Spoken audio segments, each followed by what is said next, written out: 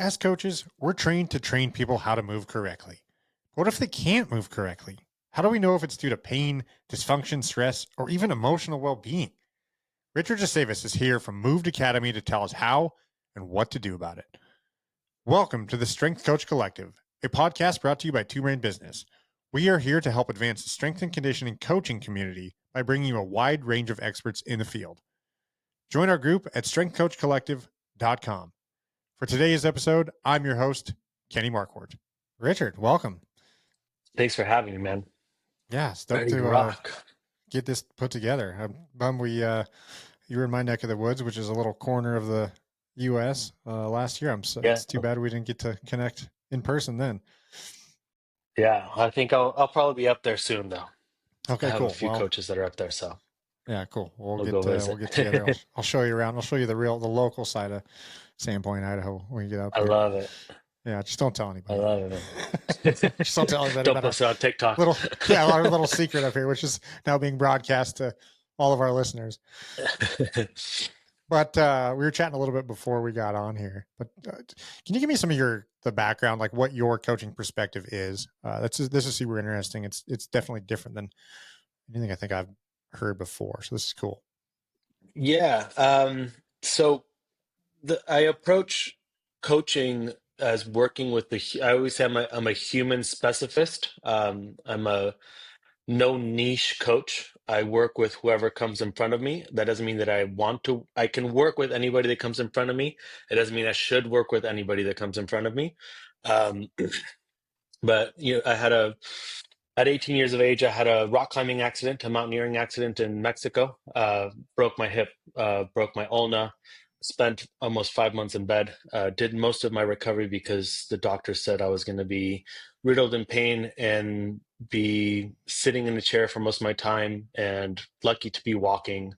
And I was like, two big Like middle forever. fingers. Sorry for That your was it. audience. Yeah. Like that was Yeah, your they new life. basically, Got it. yeah. And I was like, yeah, I don't think so, dude. Yeah. That's Yeah. not what I'm going to do. um, so started to just really get into fitness, but more so in I was into fitness before. I was doing CrossFit to get prepared for the mountaineering adventure before the accident. And so afterwards was more about just learning how the body actually works, and what is the best way for me to learn to walk and deadlift and get things going again. So after I taught myself to walk in a pool, and then after that I went and started deadlifting again and doing pull-ups, and 6 months later I was deadlifting 400, 500 pounds. So I'll take that. Medicine. yeah. Had to go through a few bumps in the road, and get hardware taken out and such, but that got me into just really going through my own process of my own PTSD and my own, learning curves as a coach, as an athlete. I owned and operated a CrossFit gym for 8 years, had a corporate wellness program.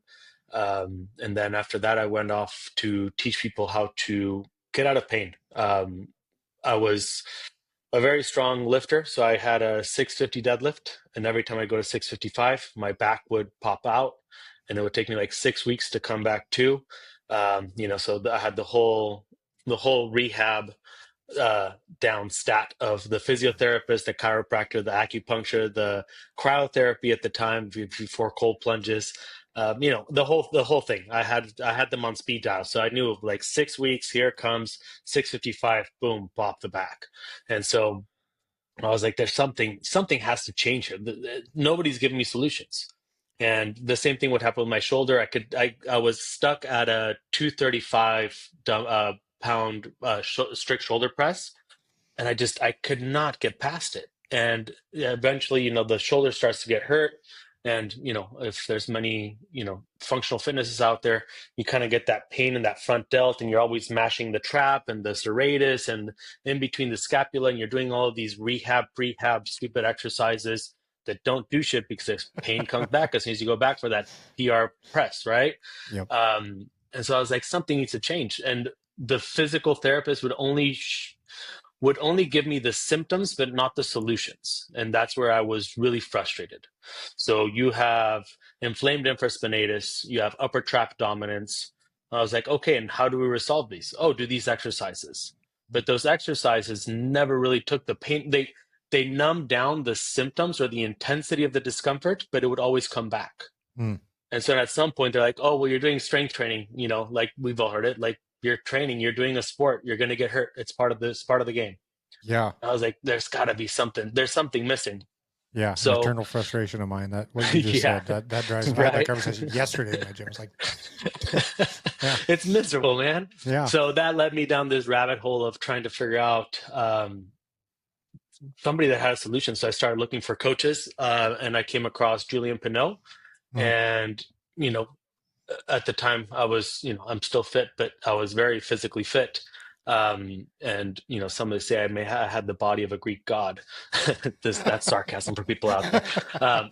But I was pretty jacked. And, I did this whole assessment with him, this whole one-on-one session. He's like, oh yeah, you just need to build up your left lat. And I was like, dude, like I'm a fucking flying squirrel. What do you mean? Yeah. It Yeah, just right, hurt right. my ego. I was like, you can go fuck yourself. Like I just paid you $300 for this, dude. Come on, man. Thanks a lot. Yeah. And so, yeah.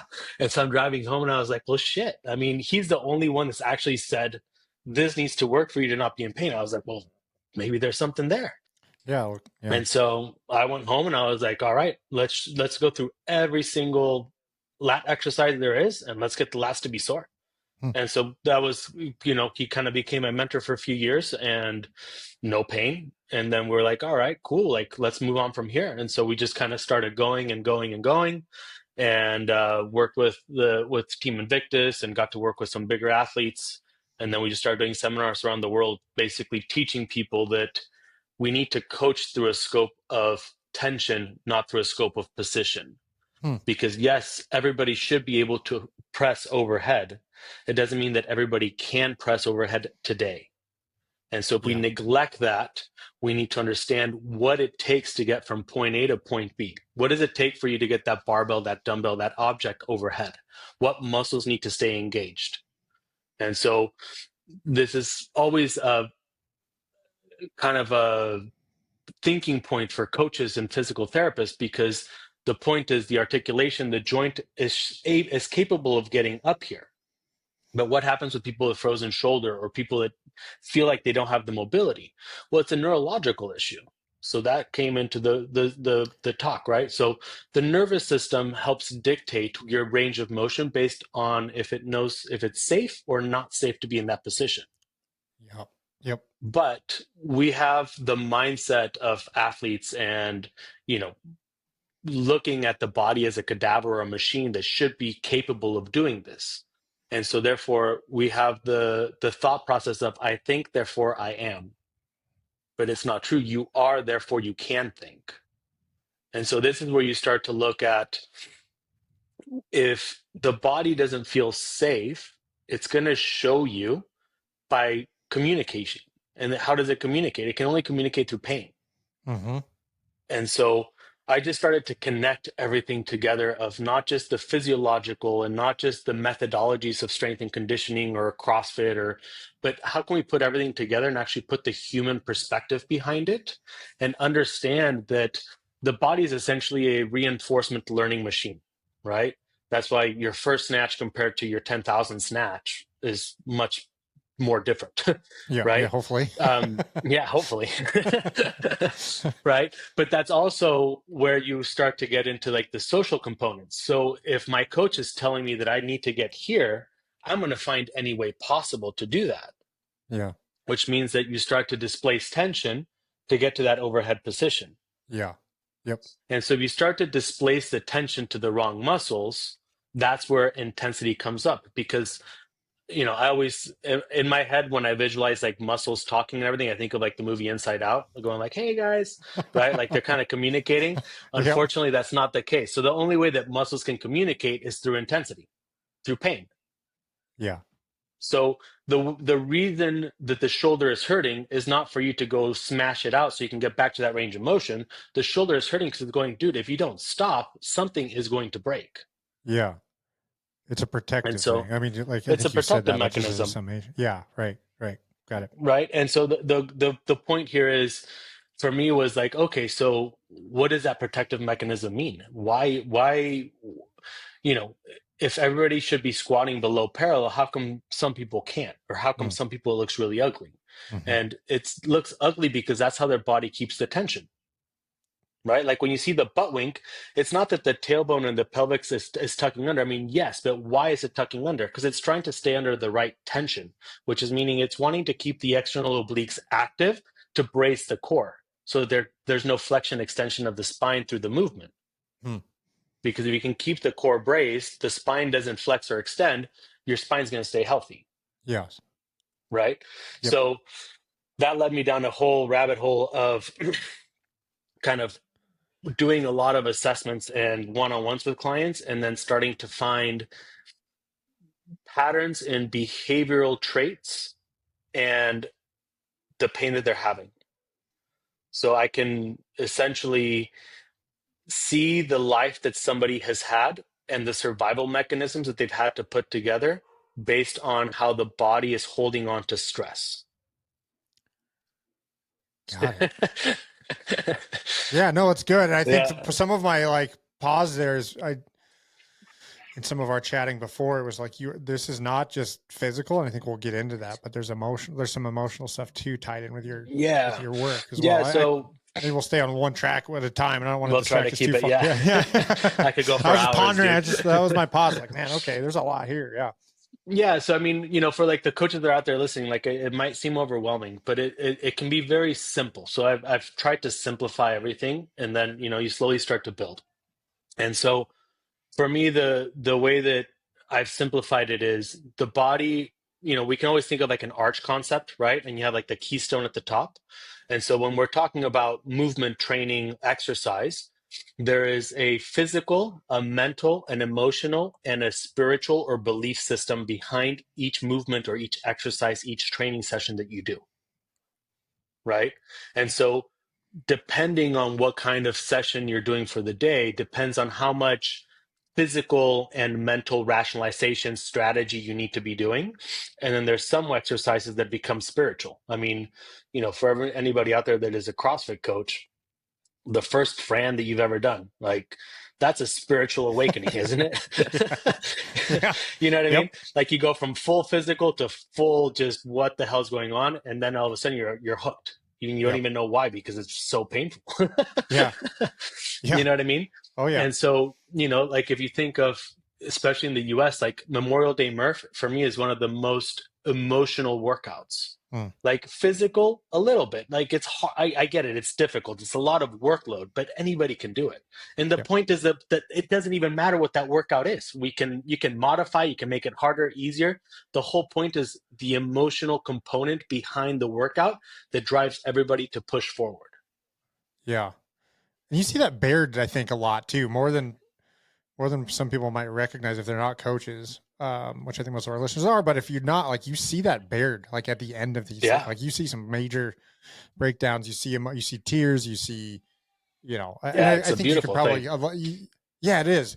You can see it. I mean, I think even if they haven't seen that in person, like you'll see people finish marathons, or you'll like these massive physical accomplishments, and then they just like their whole soul comes out of their body. Like you can see it happen. For sure. So that's, for me, it's it's a way for coaches to start to look and think of, okay, so I think, so let me kind of preface this with, coaches have a lot more power in the well-being and the influence in their clients than the doctor, the physiotherapist, the therapist, than anybody else, because you're seeing your clients day in, day out. The kid has a bad day, you go see your coach, you go work hard. You're having a breakup, you go to the gym, you work out, you talk to the coach, you cry on your coach's shoulder. The coaches have a lot of power and influence. And so for me, it's wanting to get the coaches to understand, especially I think the up and coming thing in the US and the fitness industry, you're going to start to see a lot more of, is these boutique garage rooted gyms like CrossFit was back in 2005.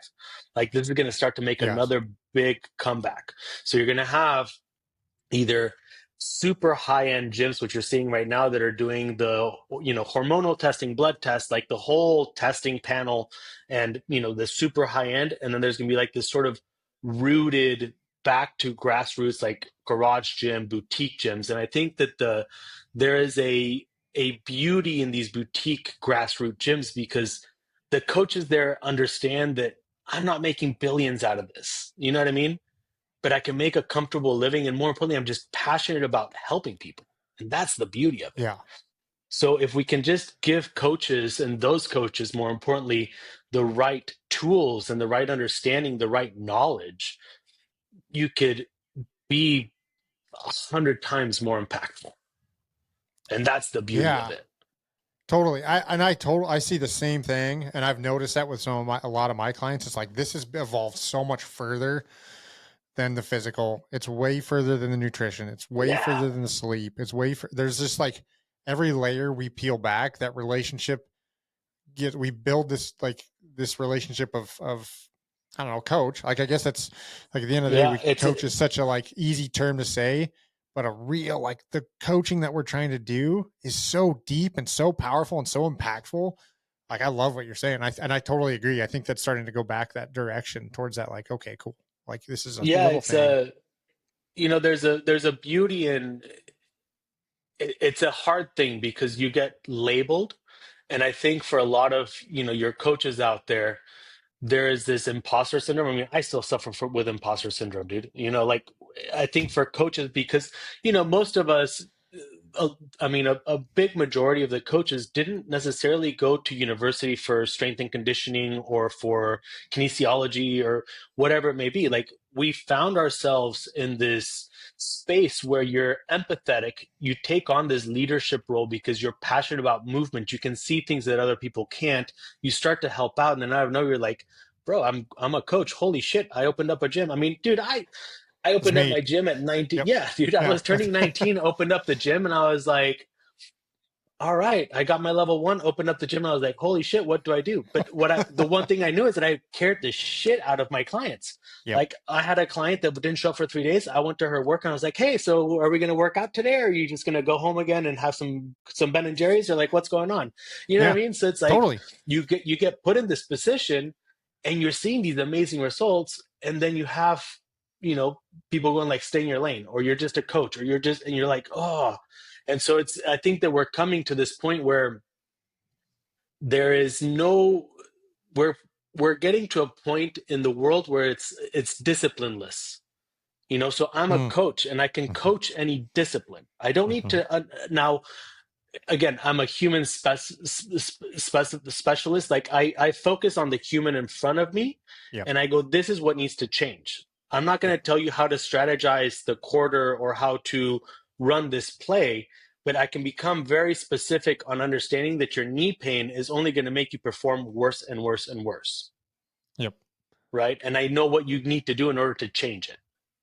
And so, like, that's I think like coaches right now are having a hard time because you either become, if you're wanting to grow in social media, just pick one thing and talk about it over and over and over and over and over again. I'm like, I can't. I mean, just in this conversation, I think I've jumped like 40 different topics, but it's hard to do. So I think for coaches, it's like, let's just understand that training is physical, mental, emotional, and spiritual / your belief system, meaning that I can have you change your perception through movement.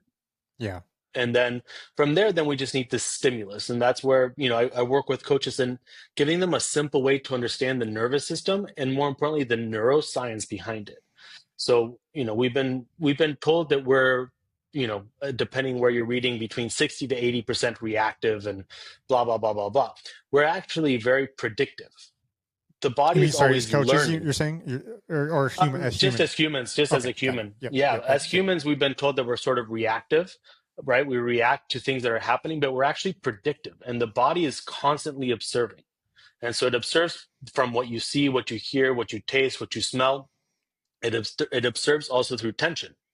So that's why you have the Golgi tendon organ. And so if you throw out your back at a certain weight, have you ever noticed that you start to go to the gym and you start to see that weight and you're like, oh my God, right? And you're like, oh no, anxiety goes up. You already know you're going to fail, but the coach is there, your mates are there. You're like, no, I got this. But internally, you already know. The body's already made a prediction. and it wants to live out that prediction. It wants to experience exactly what it predicted because then it's known. So changing that is the change of belief system. Got it. Interesting. Yeah. No, I know exactly. The methods of what you're about to hopefully explain, and which I know you will. But it's like I've seen it a million times. I've experienced it myself. There's that trepidation. There's the fear. There's the this. It's like we said before. It's like this self-protective. Like your body wants to stay alive. Like exactly. It wants to survive. That's what it's good for, right? It's here to survive, and the best way to survive is to keep the communication, the nervous system, able to communicate. Yeah. Right. And so that's where, for me, when we look at the nervous system, it's like the body's observing and it says, okay, so this is how I'm going to feel in this experience. And it has a lot less to do with the cognitive brain and a lot more to do with what the physical response is. So the job of the Golgi tendon organ is to essentially shut off the neural connection to the muscle if it thinks it's going to tear. Yep. Yeah. And so when we look at, and this is where I always go to practical application versus what science says, because a lot of the Golgi tendon studies that I've read are done on cat cadavers and they're just electrocute them. So, and then you read it and you're like, you look at it and you're like, how do you even you've never tried it, right? Yeah. So like the best example that you get in sports medicine is you're doing a bicep curl and now you have to hold 100 kilos or 100 pounds and you can't hold 100 pounds. So what the science says is that the Golgi tendon organ is going to let go of the bicep and it's going to contract very hard on the tricep to let go of the barbell or the dumbbell. And I go, okay, so this is called fragmentation. You're trying this on somebody that has no conscience and no ego. Because I know that if I put a bunch of CrossFitters out there with 100 pounds and say, whoever holds it here the longest wins, you are going to do whatever you want to not let go of that barbell first. Yep. Right? Yeah. And so what's the first thing that you would see if it's too heavy on the bicep? You would displace the tension towards the mid-trap, towards the shoulders, side delt, right? So it just goes to prove that you can't necessarily trust all objective science without subjective experiences. Yeah. We need a mix of both. Yeah. And so for me, that's where I started to realize, okay, so the Golgi tendon organ communicates with nanoreceptors immediately. So you getting psyched out already because you see that heavy barbell that threw your back out 6 weeks ago, the body's already recognized and goes, buy hamstrings, buy glute max, because I know that if I use those, I'm not strong enough. My structure's not strong enough and it's going to tear. Yeah. And so what happens? You go to your back and you fail to lift and you pop your back. Yeah. No, it's an interesting like bypass. I have read a couple studies on this, had some conversations, but it's like there's this weird like bypass, like detour that the body will take as a self-protective thing. Like it's okay, well, we can't do this. This intersection's not open. This has caused this, and so we're going to go this way instead. So it's kind of fascinating. It's super fascinating. So, I mean, we'll keep it on the pure physical side and we won't go towards PTSD and anxiety and everything, right? But even though essentially looking at that barbell and getting a high heart rate is anxiety. But essentially what you're doing is, in order for you to change how you feel about that barbell deadlift, there needs to be a new version of you, which means there needs to be a new belief system. So that's going back to training as physical, mental, emotional, and then a belief system or spiritual. So what I do and what I teach the coaches to do is I go, okay, so rather than looking at saying Bulgarian split squats are going to build my booty, we go, are they using the glute max when they're doing Bulgarian split squats? I mean, that should be a good question to ask, right? Like I see lots of people doing deadlifts and their butt still flat as a pancake. You know what I mean? I see people doing bench press and their chest doesn't grow. Yeah. So what's missing? There's a missing component there. And so part of it is they're not physically, mentally, and emotionally present with the movement, right? So I don't know if you've ever had these clients that are doing assault bike sprints or they're doing barbell cleans. They're like, oh my gosh, I had the craziest, most vivid sexual dream last night, and it was crazy, right? And you're like, doing cleans work. You know what I mean? Like people will just not be present. And part of it is because they're wanting to be part of the community and the society. but their body doesn't feel safe doing the exercise. So they displace the tension physically. And if you're not there physically, then how do you expect the change to happen? Yeah. So that's, one of the things that we talk about is like you need active movement, not passive movement, because we go at strength training and at functional fitness and a show of success by skill acquisition. Can I get from point A to point B? Not how we're getting from point A to point B. In order to develop strength, before we can develop the skill, we should develop neural output of the right muscles, muscle quality in those muscles so they can have the tension at that end range of position, and then we can go into the skill. So when you have that issue with the back going out on the deadlift, I go, well, no wonder you're not using your glute, right? Let's keep that as an example. The left glute's not firing at all, neither is the left hamstring. So what do I have to do? I have to shift my weight to my left. I hyperextend my knee on my right, and now my right lumbar erector and right glute max are doing all of the work, and my left mid back. So what I do is, on a physical standpoint, I find any exercise that I can think of that person can try and do. And we have a whole list of skill to intensity ratio that we kind of work on. And we essentially force that person to feel the glutes first, build neural output. Once they build the neural output, we can build muscle quality, and then we can go back to the deadlift, because now the body has changed the belief system that the glute isn't strong enough to handle the deadlift. Got it. So it's changing the belief system from a physical perspective. Yeah. And what's interesting, I mean, one of the better things about CrossFit is the compound. Like, we're going to look at movement patterns and move away from isolation. It sounds like there's a little bit of like revert to isolation in an effort to rebuild the pattern. Am I hearing that right? Yeah. And again, I'm not so. No, right. Again, that's not a criticism. That's just an observation of like, 100%. Let's rebuild the foundation off of the isolation if we need to. And what you see with CrossFitters, which would lead me to my last part of my guiding principle. So I have like the guiding principle for Moved Academy and how I look at the body, right? So the first part is training. That's physical, mental, emotional, spiritual, belief system.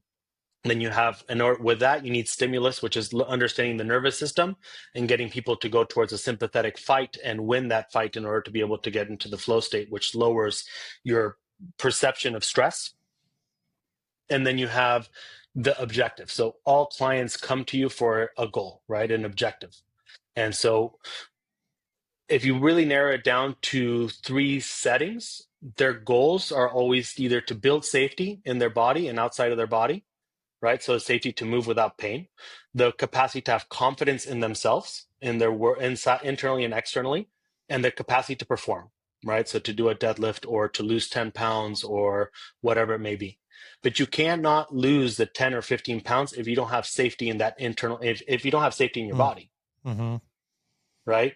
And so that's because if the body doesn't feel safe, like most of the weight gain is a protective mechanism. Could you elaborate on that a little bit? Yeah. You mean because of the lack of movement, because of the lack of confidence, because of the... Yeah, I mean, there could be all kinds of deep-rooted issues. And again, this goes more towards the psychological aspect of training. But essentially, when you have people that are overweight, it could be macros, right? It could be diet is definitely a part of it. But it's also how they handle stress. Meaning, if you have a low capacity to handle stress, what's the first thing that happens when you get overstressed for most people? Chips, Ben and Jerry's, fast food, whatever it may be, right? So usually food is a way for you to not deal with your problems because it gives you instant gratification and makes you not think about the problems. Yeah. Because now you're rewarded. Distraction. Yeah, for sure. Yeah. Right? Exactly. So that could be part of it. And then when you go towards the behavioral side of things, there's a reason that the body's protecting or not flowing correctly, shall we say. There's a miscommunication, a somatic error between the physical observation, the prediction, and the experience that the body's going to have, the human's going to have.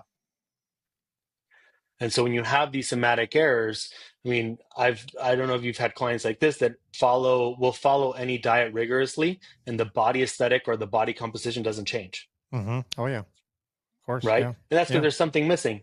They're just not they're physically, mentally, or emotionally not being present. Yeah. And so That's what I mean about active movement versus passive movement. And this is where you get in trouble because you're I'm not saying you don't have the capacity to learn the skill. I'm saying that you're not building the neural output of the muscles correctly. So you're passively training, which sounds kind of weird to think, especially if you're thinking like a CrossFit workout or a functional fitness workout. But in reality, how many clients do you have that are training, and then you can tell that they're thinking about their taxes or their meetings or this or that, and they finish the workout and they run out of the gym. Yeah. They don't even have time to like decompress. Or you do a workout like Fran, and they're like, all right, so what's next? The intent wasn't there. You know what I mean? So this is where, especially within functional fitnessers, as an observation, they will pretend that they're confident by adding volume, not intensity. Yeah. Okay. So clients come in, they come 3 times a week, then it's 5 times a week, then it's 2 a day, then it's, and they keep wanting to do more volume to gain change rather than doing more intensity. So rather than doing an all-out effort sled sprint that just leaves you on the floor puking and thinking you're having a brain aneurysm, they'd rather go do a 3-hour type workout, which builds anxiety. Essentially, it fluctuates the lactate incorrectly. But what that does is, if you cannot, you build volume, you build safety with volume, you build confidence with intensity, and then you can test the performance. Yeah. So I'm with you. I use the example, how does a kid learn how to walk? He falls 5,000 times until he learns 5,000 ways not to walk and his way to walk. Right? And once he walks, what's the intensity? The running or the sprinting or the slight jumps or bumps or uneven surfaces. And the performance is being able to be an adult that can walk and handle and have perception of steps, so on and so forth. As a simple example, right? Yeah. We start to not be able to handle the intensity. So what we do is we strategize and we create more volume, especially within functional fitness. So look at High Rocks is a perfect example, right? CrossFit was a perfect example. I mean, that was 101 right there, right? Where it was like, oh, we just do more and more and more, but then you never do anything 100% of the way. Yeah. Because you're always afraid that after this workout, I have the cool down. And after the cool down, my buddies may want to do an extra mile run for fun. And then after that, we might go ice bath and sauna. So you're always anxious about what's going to come. So you can never truly give a 100% to 45-second all-out effort sprints. Even for the 45-second all-out, let's put it this way.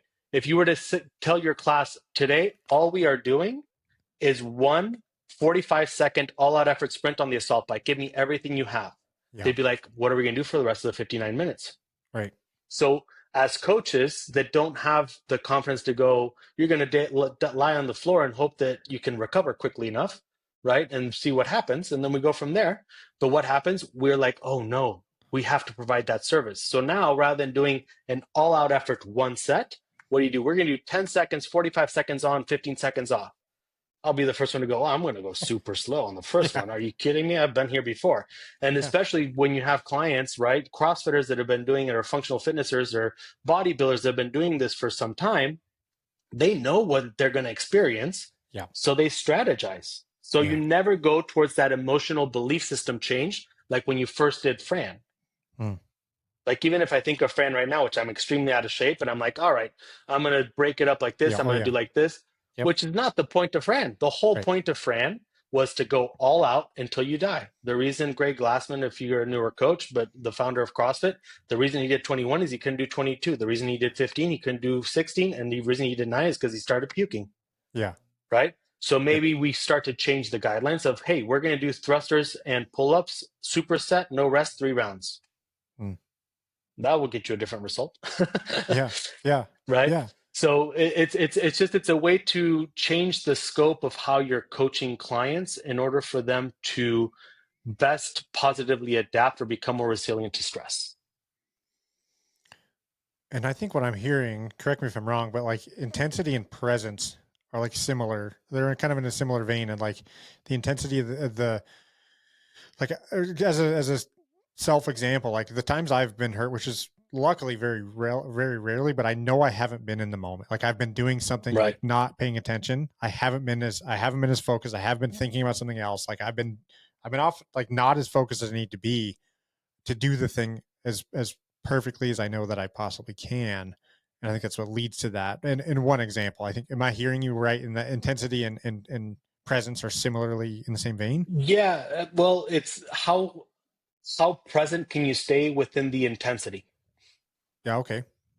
And that's why I think ice baths have such a are becoming so trendy Mm, in in the capacity that it forces you to be present with that intensity.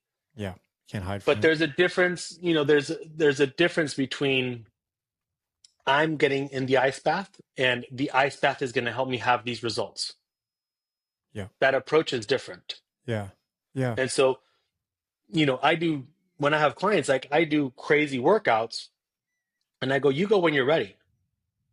And I can tell if somebody, going back to the nervous system, you have different states to be in.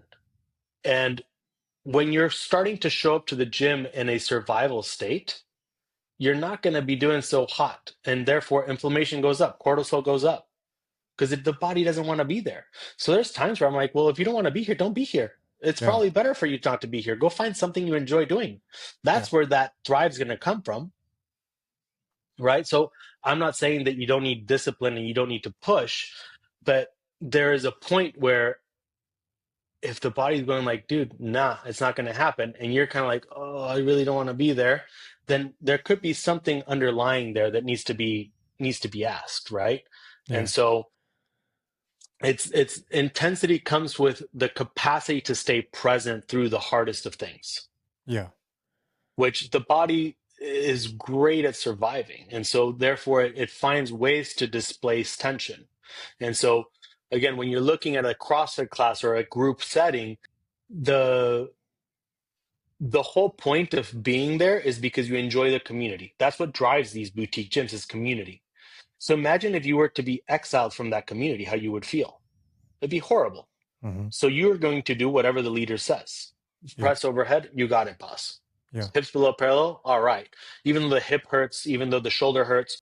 So what do you see is they push pretending they have confidence, but in reality, they're just doing more and more volume.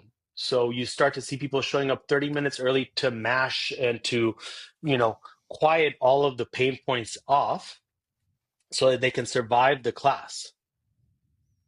They start to become too sore to do the weekend stuff with the family. That, you know what I mean? Like you start Yeah. to see these sort of buildups. And I think that there is a better way to approach how we coach our clients and how we can program for the overall health of our clients.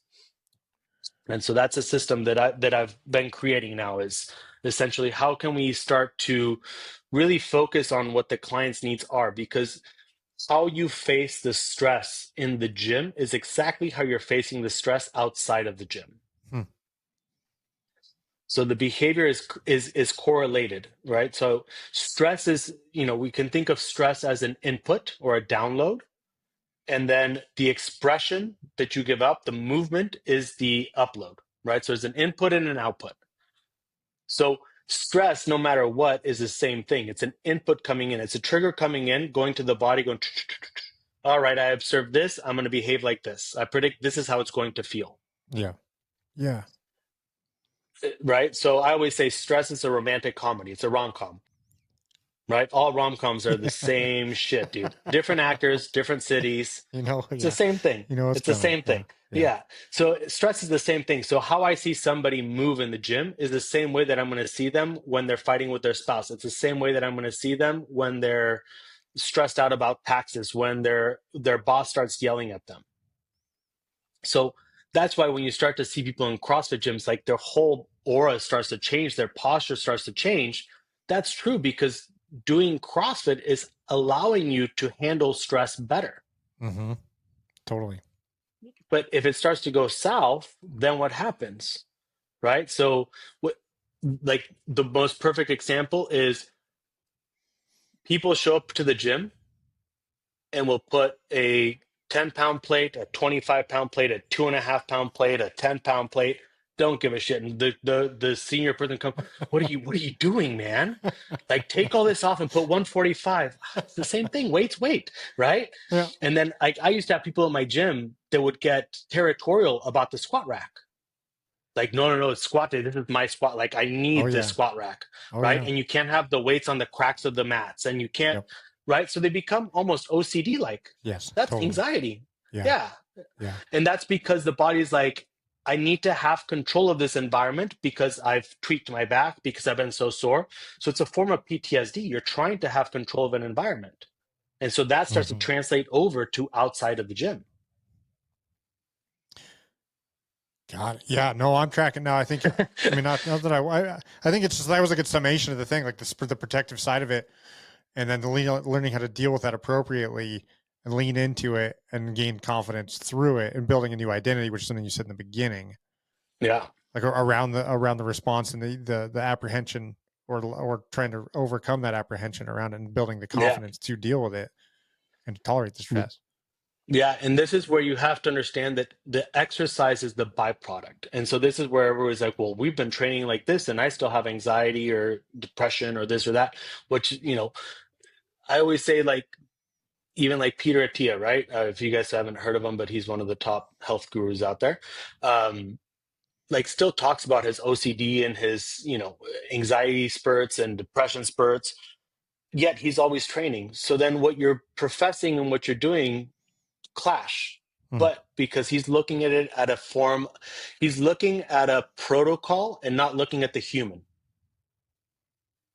You know what I mean? And Yeah, so this is where the exercise is the byproduct. So the behavioral change in the belief system doesn't come from the exercises you're doing. It comes from the neural connection and the muscle quality that you have. There's a direct correlation between the neural connection of the muscle and how you behave. And that's where I have a system, I call it emotional mapping. I can see people's traumas and people's behaviors based on how their body holds tension. Because who says that bench press is going to build self-love if the pecs never work, right? Who yeah, says that pull-ups are going to build confidence if your lats aren't working but your trap starts to take over? yeah, So for me, it's, I can tell exactly how somebody is observing the world yeah. without their verbal justifications by how the body is moving under stress and load. Totally. Yep. And so that's the feedback of changing the belief system and changing the behavior for the better. Yeah. I love it. That's super interesting. I mean, all that's the psychological aspects of that. I mean, as you're talking about that, I'm seeing examples in my and having done some of that myself, Yeah. the tolerance to it and the apprehension and just the behavioral stuff, but overcoming it through the experience and using the tools of exercise. It's Right. been so demonstrable, and the people that are willing to embrace it and challenge themselves in that way and be present in that. What do coaches do about this at this point? Like, where do they go from? Like you said, some of us Yeah. like I did. I started my gym, got my L1, and we're like, oh, here we go. So Right. a lot of us are. I think that what's been powerful for me, and it sounds like for you, is like, okay, I see a problem, and I go learn how to solve the problem. Like this is a thing. This is a problem. What do Yeah. coaches do about learning how to deal with this? They can come see me. Not to plug myself Yeah. in there. No. Right. Yeah, but so I think that there is a change happening in the fitness space, like I said earlier. I said this in a podcast in 2017, and I said there is going to be a massive shift in the next decade where the prominent use for exercise is going to be for mental health. And Mm. you're seeing it now, right? Like everybody's Mhm. talking about anxiety and training and depression and training. Mhm. There's actually a great article that was just posted on the types of training that are best suited for depression. Um, and so it's coming this way. And so if you're a boutique owner, if you're a coach, you need to get on top of that. And I think the best way is challenging the status quo that's currently out there. and train with intuition, but then also start to understand that the body is an ecosystem and you cannot fragment it. So you cannot just look at the pure physiological, because the pure physiological is still connected to the conscious, is still connected to the nervous system, is still connected to breathing, it's still connected to nutrition. They're all feedback loops, the diaphragm, the heart. So everything is working in unison. And so I think as a coach, not to overwhelm people, but it's just look at the person in front of you and teach them how to squat.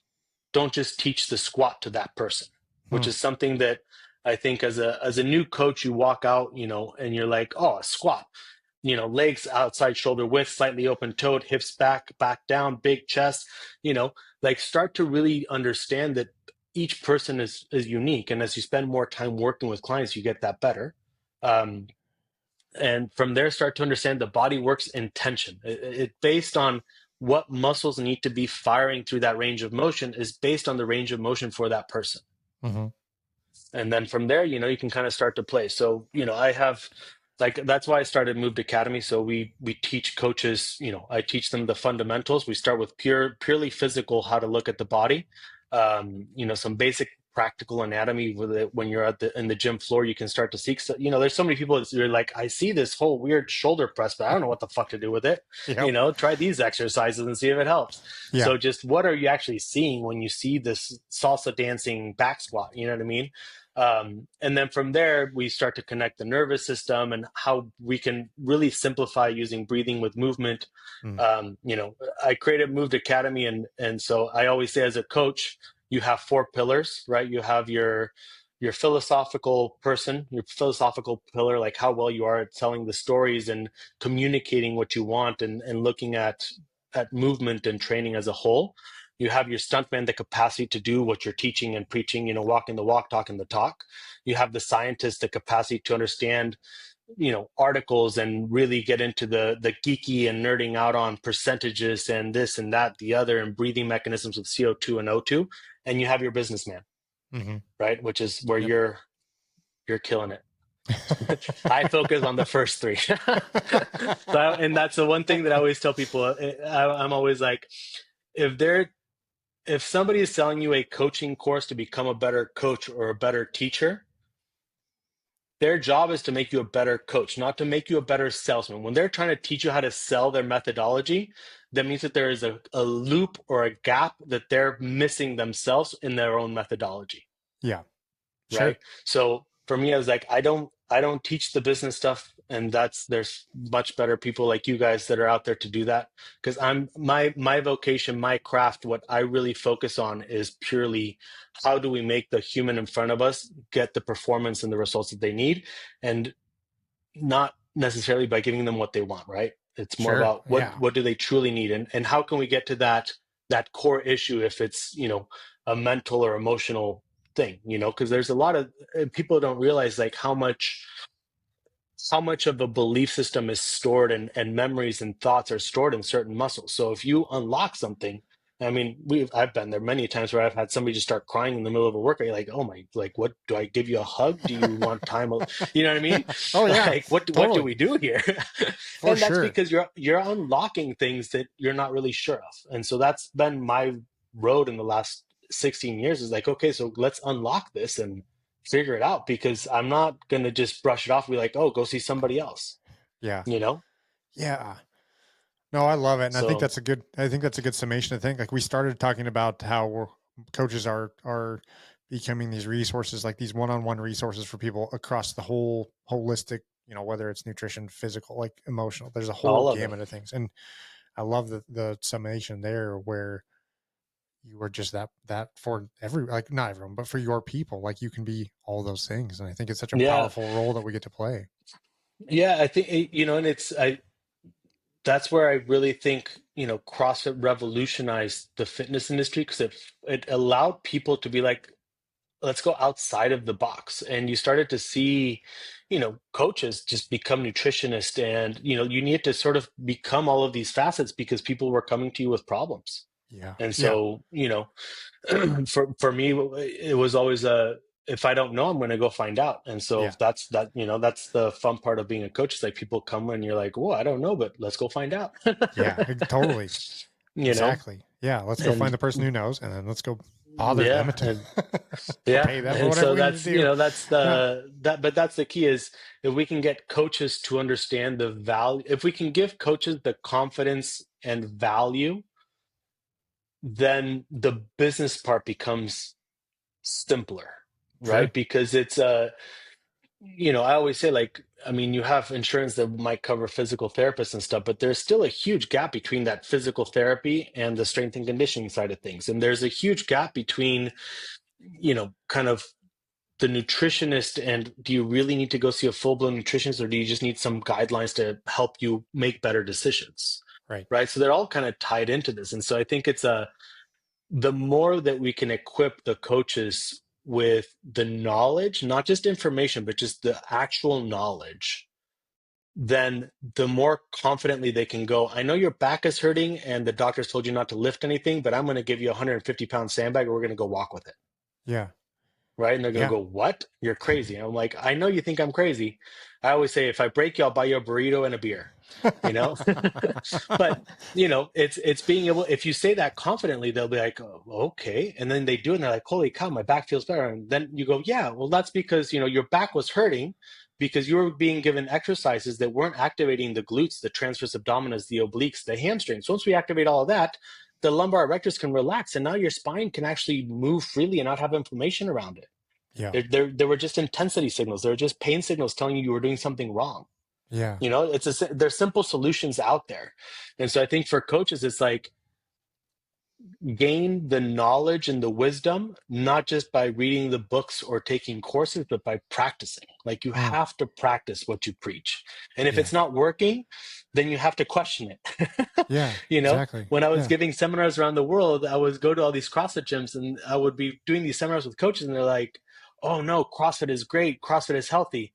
I was like, oh, do you do CrossFit? Oh, no, man, not anymore. My back got blown out. And I'm Yep. like, what are we doing here, guys?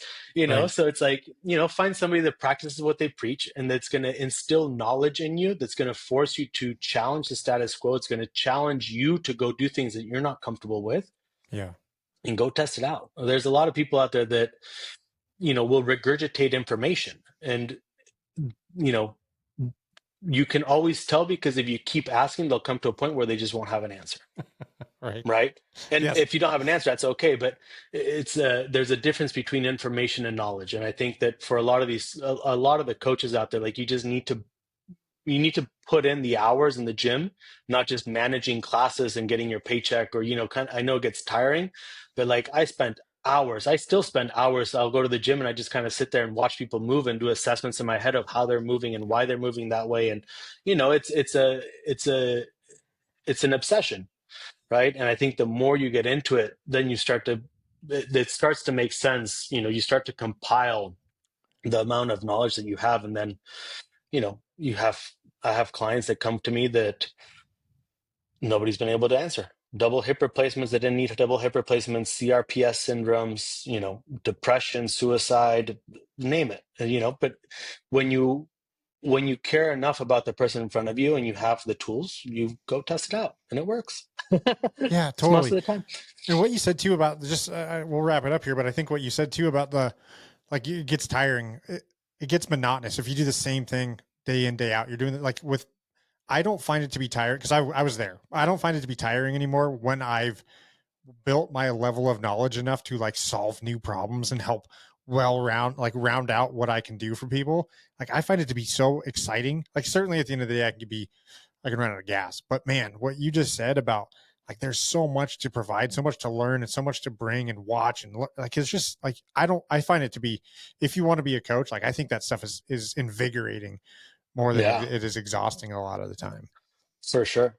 Yeah, it's a matter of, I always I've seen a turn where people kind of get burnt out because it is a lot of energy that you're spending with clients and everything. But I think the burnout comes from just stagnicity, Yeah. Same. right? Like it's Yep. don't become a coach because you want to spend more time in the gym working out. Become a coach because you want to help people. You know Yes. what I mean? And so Yeah. I think that's it's always something to kind of ask yourself. Like I always find it fascinating when I do seminars or people in my mentoring program, and they're not coaches, but they're just like, yeah, like I just want to learn more about the body, Yeah. and you have answers. And I was like, cool. And I'm like, they're like, I told my coaches about you, but I don't know why they don't want to join, or they don't. And I'm like, I find that Same. fascinating. Like if I had, even now, like if you tell me to go check a guy out or something, I'd be super stoked, and let's see what we can learn, Yes. Same.